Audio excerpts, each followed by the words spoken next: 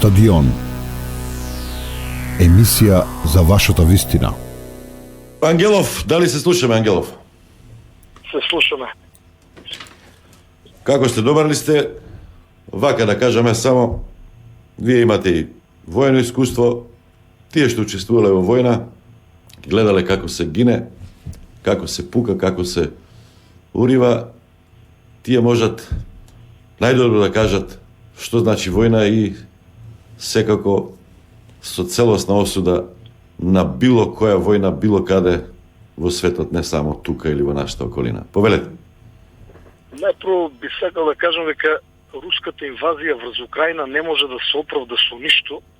Јас сум изненаден од дел од јавното мислење во државата и дури се прашувам дали вреде да се јавувам понекогпат вака во живо во некој од емисиите, бидејќи слушам дека многу стручњаци и експерти се јавуваат и знаат се.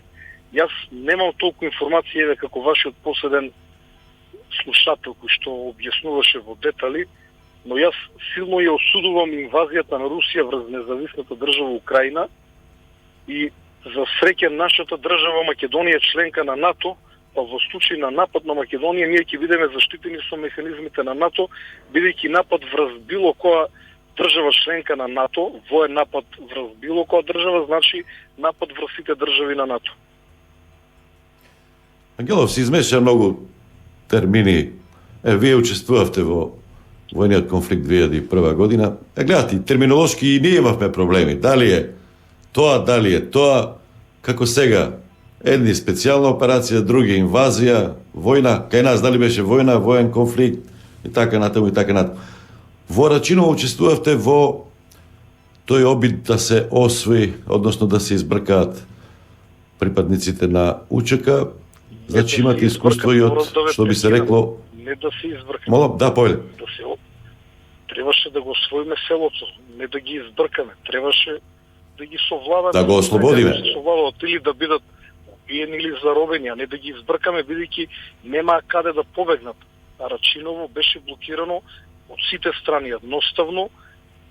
Борците од УЧК кои што беа во селото нема каде да побегнат. Прашање на ден беше кога Рачиново ќе беше исчистено, но борбата во урбана средина е она што сега следи во Украина.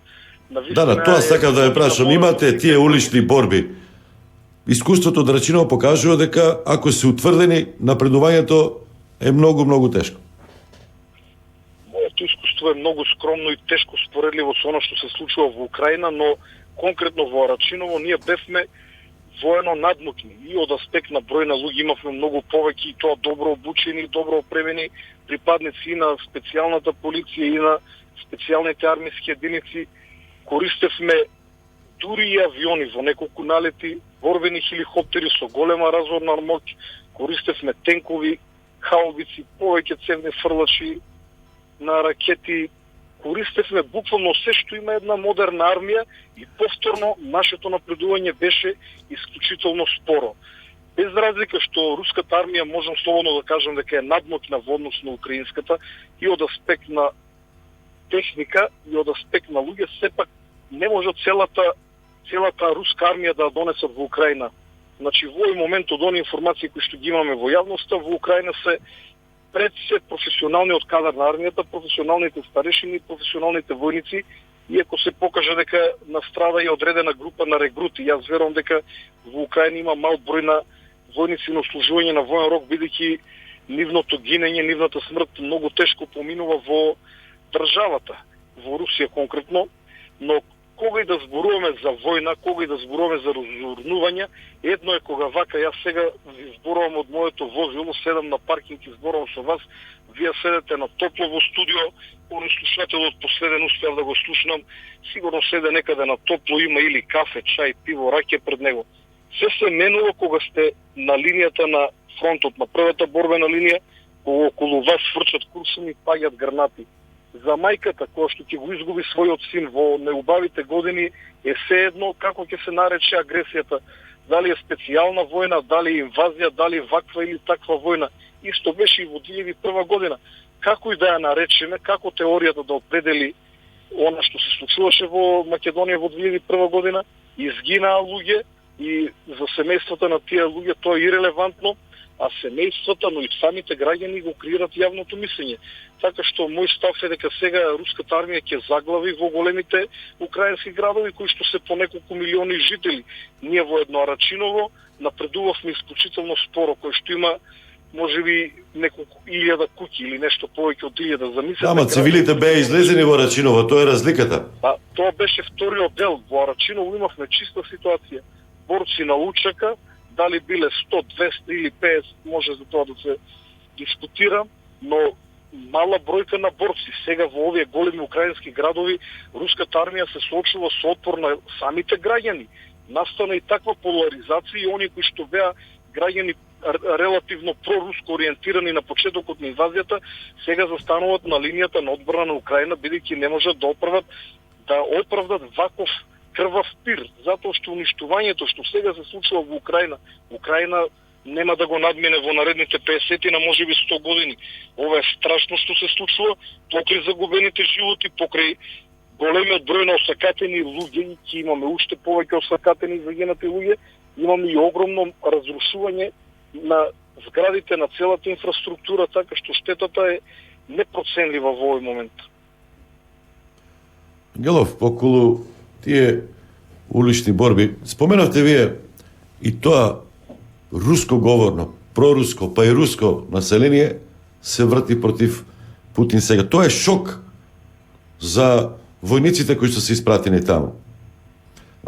Дали немале доволно информации или подолго време работата на терен се менува поради пропаганда, поради било што, како сакате наречете го, поради тоа што сите гледаат повеќе кон тие западни вредности, цивилизацијски развој, економски и така натаму, отколку кон соседот големата мечка. Што преостанува сега на руската армија? Откако, како што велите вие, заглави, не се случи блицкриг, или можеби ние немаме доволно информации, можеби не им била тоа целта. Целта им била, да направи некој процес кој што се нарекува анаконда или котел, па полека да чека да ослабнат украинците и да се предадат, односно да ги прифатат барањата на русите. Што ќе се случува понатаму според вас? За почеток постојат повеќе верзии кои се вистинските причини за нападот. Овие кои што ги слушаме секој ден не значи дека тие се вистински причини и тоа никој не може да го знае. Може да го знае Путин и еден тесен круг на луѓе околу него. Војската, особено професионалниот дел е таму, зема плата за да војува и тие нема што да прашуваат и да размислуваат. Но во одреден момент професионалниот состав не е доволен, затоа што 150.000 војници за напад на држава со 44 милиони жители, без разлика што неколку милиони ќе побегнат, тоа е мала бројка и порано или подоцна Русија ќе мора да употреби поголем број на редовниот состав на војници кои што се на обслужување на војниот рок, кои што се далеку помалку мотивирани, да не збориме и за тоа дека мотивот и на професионалниот состав ќе паѓа, затоа што верувам дека и тие имат мобилни телефони и секој ден може да ги гледат ужасите од двете страни. Бидејќи во суштина гинат луѓе и тоа на два братски народи.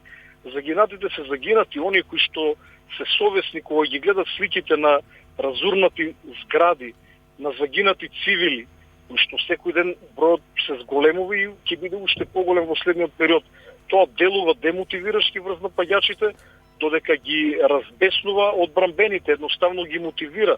Како прво, тие сакат да се одбранат, значи го бранат своето, второ немат каде да побегнат. Не можат 40 милиони луѓе да избегат. Едно што голем број од нив се храбри, се борат за својата татковина, второ е тоа што немат каде да побегнат. Предноста на големите армии се губи во урбаните средини. Урбаните битки се ноќ на мора за сите учесници, особено за командантите кои што раководат, затоа што ја губат и стратешката и тактичката предност. Тенковите, оклопните транспортери кои што на отворен простор имат голем огнена мок и дават голем огнена поддршка, во урбана средина се губат. Тенковите не може да пукат ниско под низок агол, значи ниско по улицата, но не може да пукат и на високите катови. Ако на зграда од 20 ката некој действува од висина од 20 метра, тенковите се безпомошни. Од друга страна доаѓа до израз вештината на снайперистите, затоа што во урбана средина снайперистите се во слободен лов. Може да пукат по било која мета со многу прецизен оган, а ние веќе имаме информации дека неколку врвни снайперисти кои што били светски прваци или европски прваци во стрелање на големи далечини веќе се упатени во Украина. Нормално ова може да е целото една голема пропагандна битка, бидејќи околу бројот на жртвите и околу ефикасноста и напредокот на силите слушаме противставени информации, додека русите дават информации за многу мал број на нивни жртви, украинците зборуваат за огромен број на руски жртви, за голема загуба, и јас верувам дека вистината секупат е некаде на средина помеѓу двете силно спротивставени страни, но времето ќе покаже, бидејќи мртвите не можат да се сокријат. Значи, останува да се надеваме што побрзо да заврши ова, меѓутоа сите информации велат дека може да потрае. Јас сум песимист, мислам дека ова ќе потрае, затоа што Русија нема да се откаже, односно Путин, бидејќи целиот руски народ не оправдува ова инвазија. Гледаме дека во Москва имаше протести, иако таму е многу ризично сега во ваква наелектризирана атмосфера, оние кои што протестират може да исчезнат преку ноќ, да бидат затворени, па и елиминирани на најразлични начини. Јас сум песимист и покрај тоа што преговорите започнаа, условите кои што ги поставува Русија се тешки, а од друга страна прашање е дали тие воопшто имат намера да ги прекинат, бидејќи ако немат намера да ги прекинат нападите, тогаш тие ќе наоѓаат различни изговори зашто ги продолжуваат. Стојан Чангелов, генерале, благодарам за гостувањето. Стадион. Емисија за вашата вистина.